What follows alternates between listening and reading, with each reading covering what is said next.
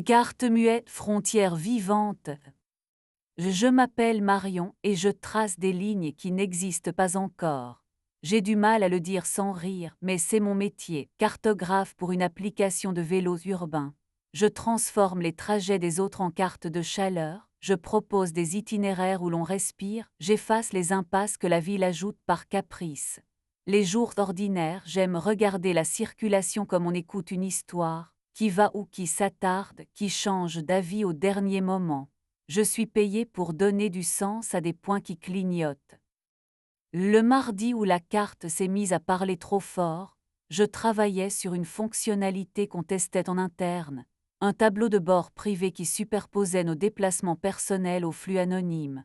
C'était censé rester en laboratoire. J'ai branché mon téléphone, j'ai vu mes trajets bureau, épicerie, piscine le jeudi, puis par réflexe bête, j'ai importé les traces d'Anaïs, celles qu'elle partage avec moi pour la blague, disait-elle, comme si tu avais besoin d'un guide. La carte a dessiné une boucle inhabituelle, 3 mardis d'affilée. J'ai fermé l'écran, j'ai bu de l'eau sans soif. Je me suis rappelé notre règle pour tout ce qui n'était pas encore un désastre, 2 boucles du pâté de maisons avant de nommer.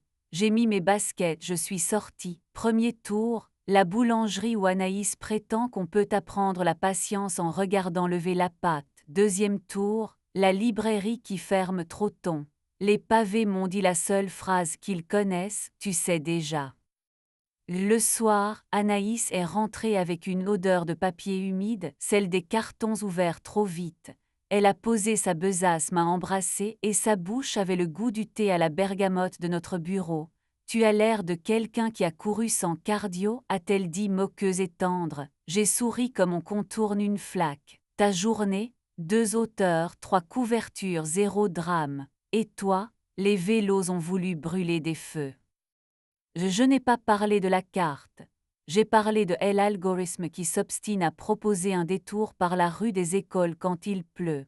Nous avons mangé une soupe épaisse, debout contre le plan de travail, cette façon de dîner qui décide qu'on ne fait pas d'histoire. Au moment de se coucher, une notification a glissé sous notre porte numérique. Merci pour votre passage hôtel des Glycines. Je n'ai pas capturé l'écran. J'ai lu l'heure, 12h12 15h45. La ville a, paraît-il, inventé ces chambres qu'on loue au milieu du jour.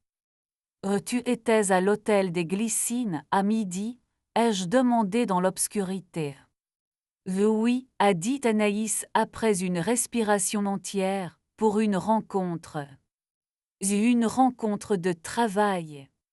Une rencontre, a-t-elle répété. Je préférerais en parler quand il fera jour, je ne veux pas mentir dans le noir. Nous n'avons pas dormi, pas vraiment. Il y a des phrases qui transforment le matelas en salle d'attente. Le matin, j'ai fait du café trop fort. Anaïs a enroulé ses doigts autour de la tasse sans boire. Je ne veux pas être celle qui cache des chambres, a-t-elle dit. Je ne suis pas fière de l'email, merci pour votre passage.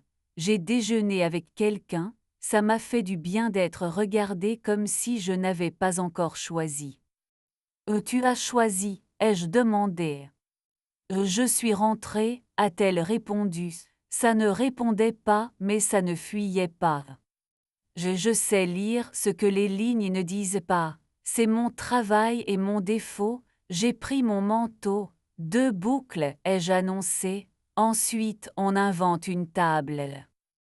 À midi, j'ai déplacé la lampe de bureau vers le salon. J'ai étalé au sol un grand papier craft, j'y ai tracé au marqueur nos chemins de la semaine comme on dessine un plan de métro personnel. J'ai posé des gommettes, rouge pour je veux, bleu pour j'ai peur, jaune pour je propose.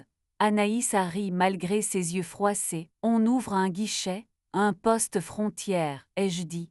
On y délivre des visas au présent.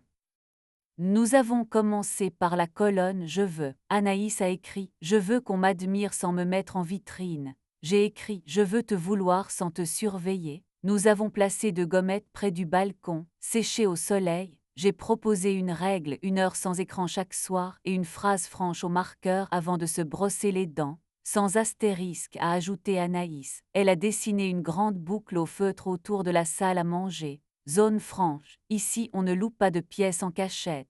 Je l'ai embrassée. Les jours suivants ont fait semblant d'être des jours. L'hôtel a envoyé cet été. J'ai ri sèchement. Anaïs a reçu une enveloppe au format carré. À l'intérieur, une invitation pour un dîner réseau signé de elle, l'autrice qui vend partout. J'ai posé une gommette bleue, j'ai peur de t'y perdre. Anaïs a posé une gommette jaune, tu viens avec moi. J'ai accepté, c'était une ligne droite qui méritait d'être tentée. En parallèle, mon équipe a lancé la bêta de notre fonctionnalité. Les usagers pouvaient désormais visualiser leur propre zone de confort, ces périmètres invisibles qu'on ne franchit jamais par habitude, par timidité, par flemme. Le boss voulait qu'on ajoute un bouton élargir. Moi, je voulais qu'on crée un bouton ici. Je me méfie des élargissements qui oublient d'être sincères. Le dîner réseau a eu lieu sous une verrière trop brillante. Elle, l'autrice, a posé une main légère sur l'avant-bras d'Anaïs. Nous sommes partis sur le trottoir. Anaïs a soufflé. Je n'avais pas envie de rester. C'est nouveau comme phrase dans ma bouche. J'ai noté nouveau sur notre carte près de la porte d'entrée. La nuit avait ce silence qui ressemble aux feuilles d'un herbier, fragile, classé un peu trop propre. Le jeudi suivant, une invitation encore, un midi, déjeuner court signé M, Hôtel des Glycines. Le mot court avait l'arrogance d'une serrure sans clé. Anaïs m'a montré le message sans commentaire. J'ai levé un sourcil vers la carte au sol. Elle a pris le marqueur noir, elle a écrit en lettres de salle de classe, non, café public ou rien. J'ai entendu mon cœur cette fois taper comme un stylo qu'on clique. Elle a ajouté plus petit, je choisis. Ce week-end-là, nous avons pris le train pour la mer, roulé jusqu'à la digue, posé nos mains sur un périmètre dessiné au doigt. Ici, maintenant. Lundi, retour à la ville, retour à nos zones. L'hôtel n'a plus écrit. Elle, l'autrice, a publié un texte où elle se moquait des couples cartographes du cœur. J'ai mis une gommette grise, on s'en fiche. Notre carte commençait à ressembler à un jeu de société idiot et sérieux. Parfois je la détourais du regard et j'avais envie de rire de nous, d'autres fois j'avais envie de l'emporter partout comme un talisman géant. L'exposition de cartes anciennes montrait des rivages hésitants et des dragons assoupis, sur une marge. Ici, la rive hésite. Nous avons serré les mains. La semaine suivante, j'ai reçu un message d'une collègue. Ton bouton ici fait pleurer le comité, on l'ajoute. J'ai ri, dans la prochaine version de l'application, on pourrait appuyer n'importe où sur la carte et déclarer ici, puis prendre une photo, écrire une note, promettre une chose simple. J'ai pris ma respiration comme avant une côte raide. Le soir, sur notre carte au sol, j'ai dessiné un carré au feutre rouge au milieu du salon. Ici, ai-je dit, on laisse toujours la lumière allumée. Anaïs a ajouté, ici on ne. Tout ne s'est pas mis à briller par magie. Nous avons encore échoué sur des détails, des textos envoyés trop tard, des silences qui grattent comme un poule mal lavé, des jalousies bêtes qu'on a honte d'avouer. Parfois je retournais voir le mail archivé de l'hôtel, un peu comme on passe la langue sur une dent qui a fait mal. Puis je l'archivais à nouveau plus profond. Parfois Anaïs me testait. Si je recevais encore une invitation, tu voudrais me l'entendre refuser ou tu préférerais me faire confiance en aveugle? Je répondais selon les jours. Je ne sais pas si notre histoire ferait un bon itinéraire pour d'autres. Je sais que les cartes mentent moins à deux.